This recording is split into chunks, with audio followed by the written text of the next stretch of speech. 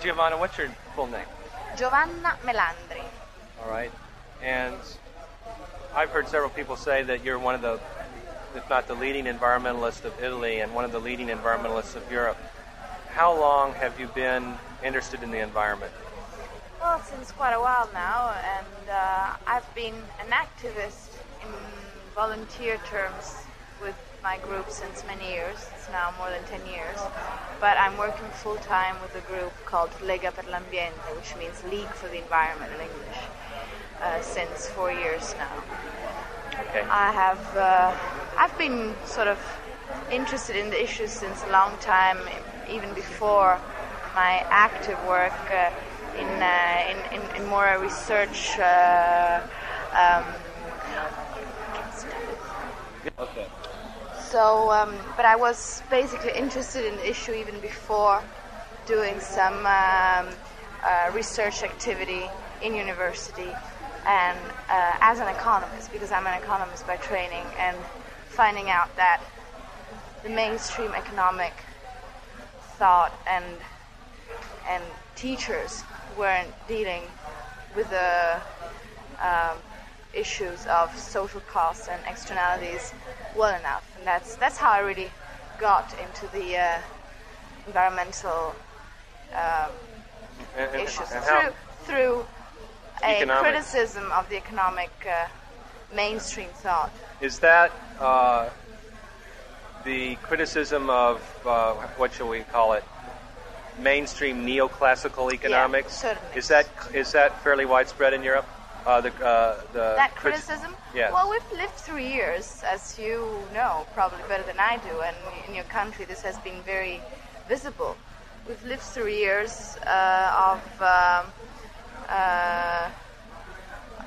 extreme, what we call neo-monetarism and neoclassic thinking in the academias, and I think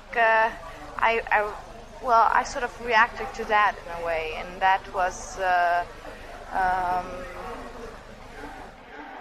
it was in vogue, to say that in English, I don't know, for a long time in Italy, to think that all the welfare Keynesian, not to talk about the classic Marxian approach, was, you know, just to throw out of the window. And I really did feel that there was something wrong with that, and that we needed to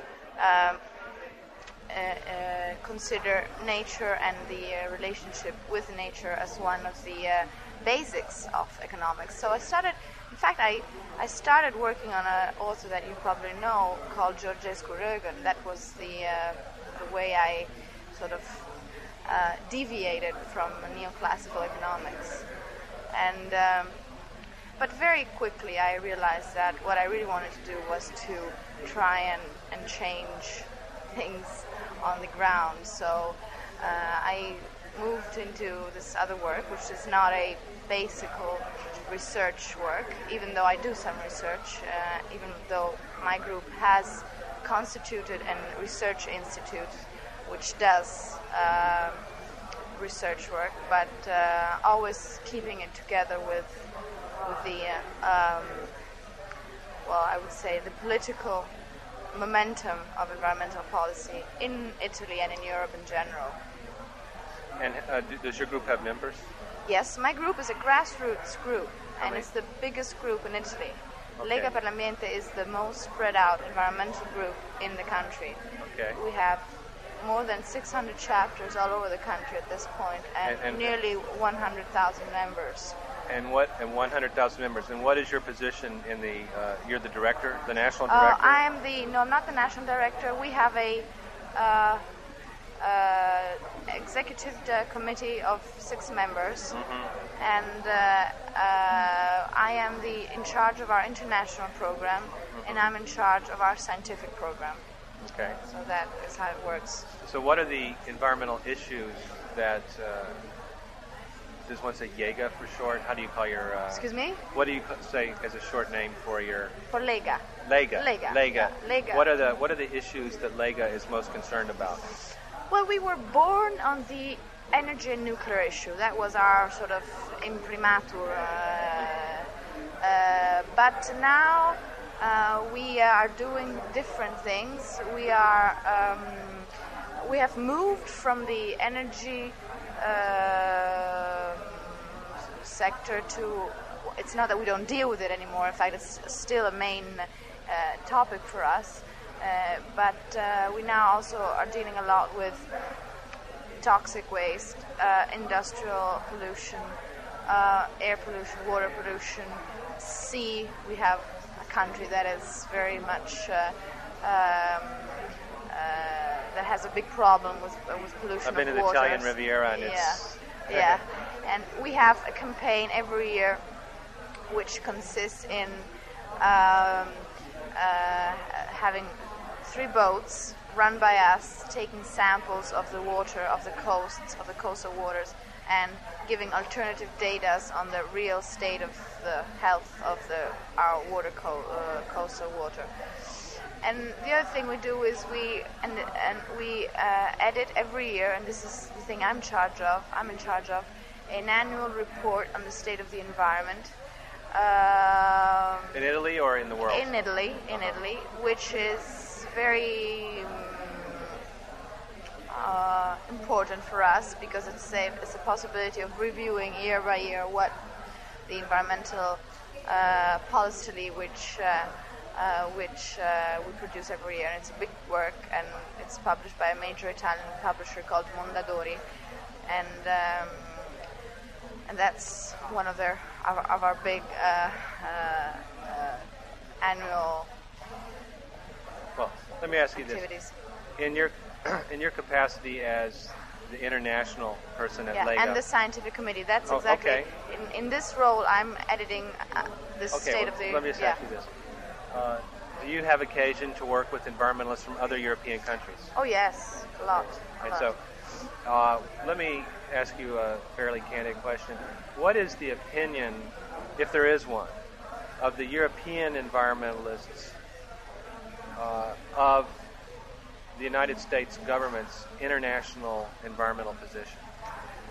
Well, it's always a mixed position because we do realize that on a certain number of national issues, the U.S. government has been doing not so bad. In fact, many of us would like to see our governments adopt a clean air acts like you have recently adopted, or standards for energy efficiency of cars,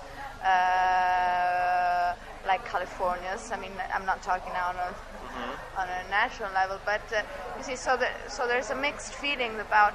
Certainly, what I would say is that Bush administration has been stopping explicitly and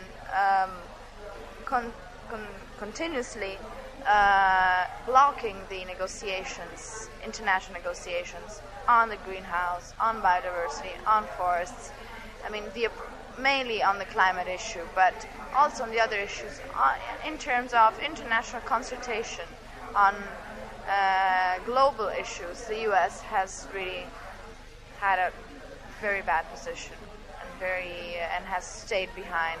And I'm afraid that all the negotiations that are going on now before Rio, before UNCID, will be severely affected by this U.S. position. And I think citizens in the U.S. should know this, and they should know that the U.S. shouldn't leave Europe alone in this role, even because it could, how do you say it in English, boast some national policies that we don't have. So it is really not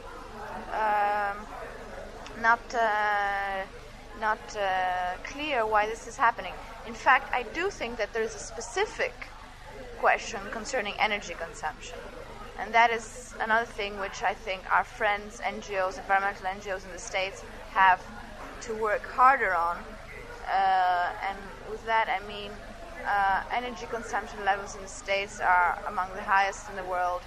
And we are used to thinking that environmental problems are identified with water pollution or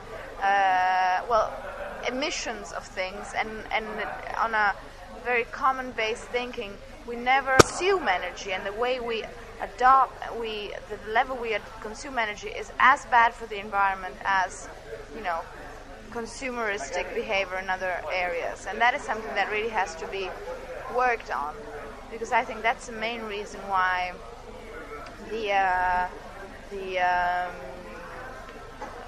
American delegation at the climate convention is staying so much behind, because they are afraid that the American citizens will never accept to reduce their energy consumption rates. And I think that is absolutely unsustainable. Climate change is one of your special interests? It's my special interest at the moment, yes. I've been following the climate change negotiations all along. And yes, it's my main area of concern at the moment. Right. Well, is what you said about the U.S. as a position, is that shared by, do you think, other people in Europe, other environmentalists? I think it's a real common feeling. It's a real common feeling. What do the European environmentalists think of the U.S. environmentalists, the private citizens in the United States? You mean environmental NGOs? NGOs or just, environmentalists? Well, I've had a very positive experience working with environmental groups within, for example, the climate negotiations, and I've had a positive experience working on a lot of these international sort of multi-national areas of activities. I do think, nevertheless, that U.S. environmental movement has to be more,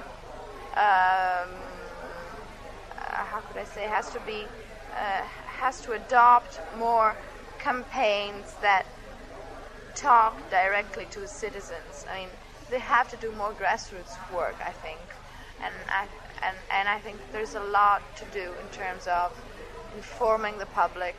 And how does one do that? What's the best way to inform the public? Well, it's not easy. It needs creativity, and it needs continuous change of methods. But we've tried to do it in many different ways, from doing normal kind of things like petitions and collecting signatures on different issues. For example, we've launched in Italy a very big petition on the climate issue, and we have collected in 3 months 600,000 signatures asking our government to reduce its emission by 20% and asking our government to have this position within the negotiation. And I think this is the kind of thing that is lacking in the U.S. Are the Italian citizens worried about global warming? Well, they weren't. They start to be a little bit now. I mean, I don't want to think that we can change the way the world goes, but certainly I think NGOs have this role to develop debates, even if they are debates. Even if people stand up and say, "Hey, you're wrong." If you could say one thing to the people of the United States about either the environment or the Bush administration's policies on the environment, what would you say? Well, on the Bush administration, I would really tell them, watch out and take a serious look at what Bush is doing on an international level in terms of global environmental issues, because I think U.S. citizens are as interested as Italian citizens, as French citizens, as Indian citizens to what is happening to the global atmosphere and to the global environment. And U.S. citizens should have a more global look on environmental issues and not just look at the environment in their next door neighbor, in their, just near their homes. On the environmental policy in the U.S., I would tell them be more active on a local level and have. So I'm giving them a contradictory message. It could look like it, but it's not. I think that the acting on a local level and understanding global issues is really what makes an environmentalist a conscious citizen at the moment and in this time and place in history. And I think generally U.S. public has to understand more what their small daily attitudes and consumption attitudes means in terms of global environmental impacts and what it means to buy things, what it means to consume. The environmental costs yes, of the consumption. That's right, but not only at home, but all over the world. I mean, again, I would say the energy, the high intensive energy use in the U.S. is really one of the crucial points in environmental global policy.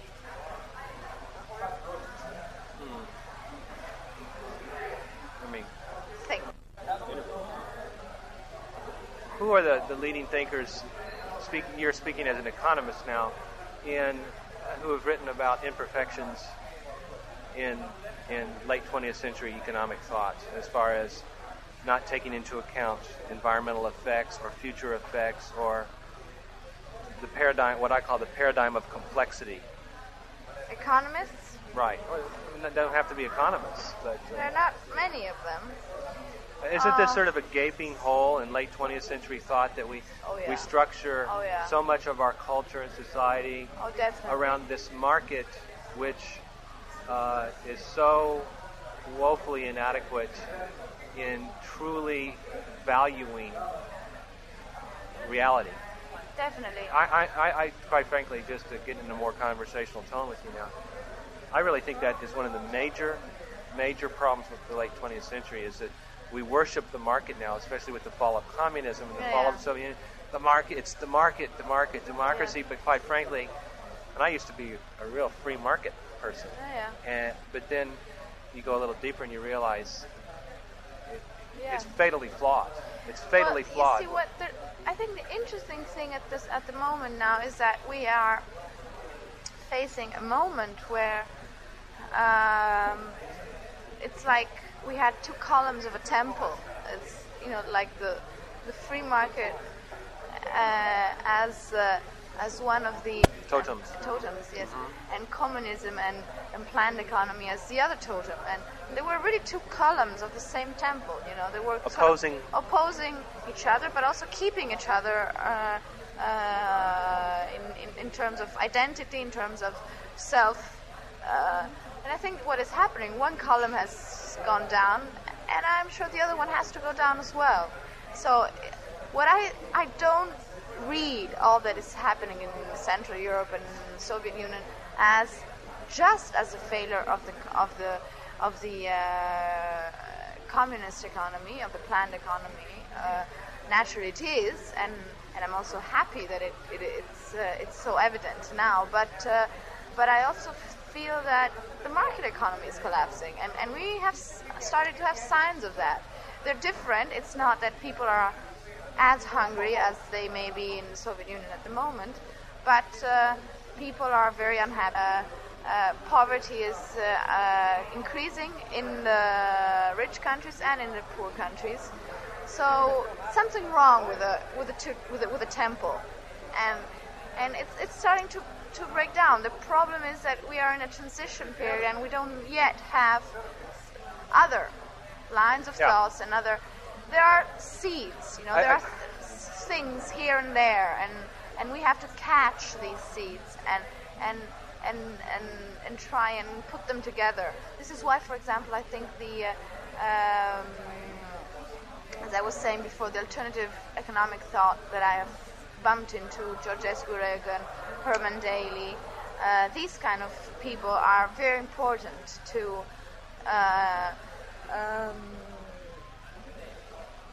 as catalysts. As catalysts, yes.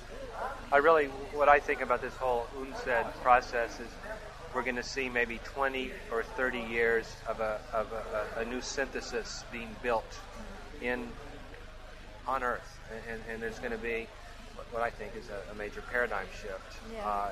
What we need. My conclusion is we have to have that if we are to survive, but to discharge our duties to Earth's system of life, the planetary ecosystem. Absolutely. What questions should I be asking people here? Well, it's interesting also, always interesting for me to understand how they have come to be an environmentalist. I mean, what is their private and public history? Well, let me ask you about that. Do you respond? I did tell you a little bit already, but... do you respond personally to the environment? Do you have an emotional feeling, or is it more of an intellectual interest? That's not how I mean, I have to be honest about that. I didn't become an environmentalist because I'm not a naturalist. Is that how You're you not say a it? naturalist. That's right. But I love nature. I mean, I love being up in the mountains, and I was there since I was a kid, and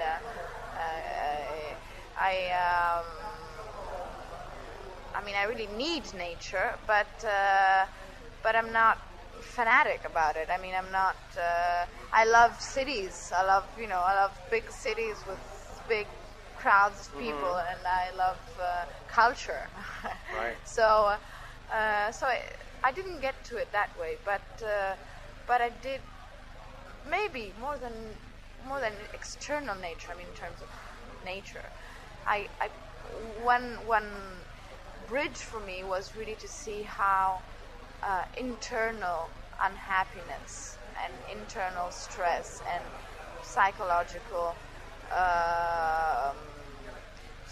stress and acceleration of desires, of expectations, and of consumption. I mean, also consumption of your own existential life is degrading, the human being. So that is one way I sort of would like to announce they just received a special shipment of wine, Le Grand Cru Shot, an exquisite present from Arthur Dunkel, available now at the apologist stand. Okay, they're telling us that we can drink. Are they giving it away? Yeah, I don't know. So that was something that interests me in terms of how the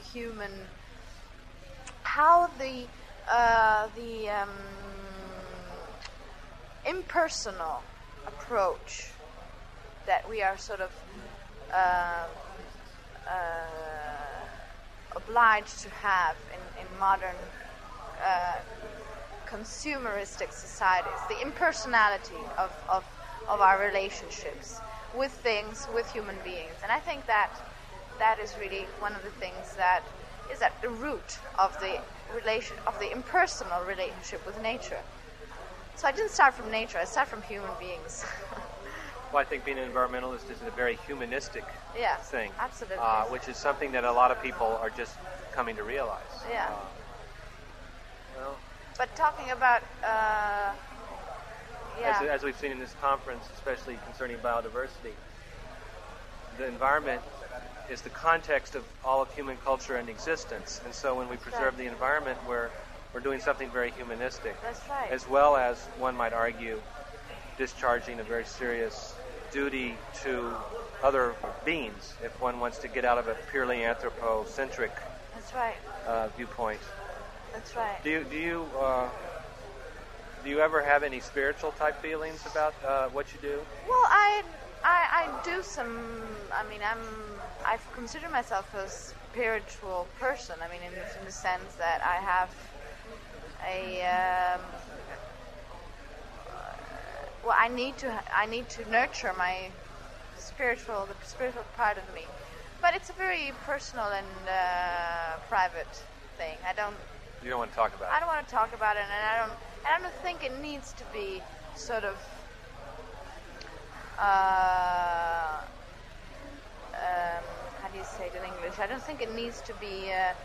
I don't think it needs to become a sort of political position.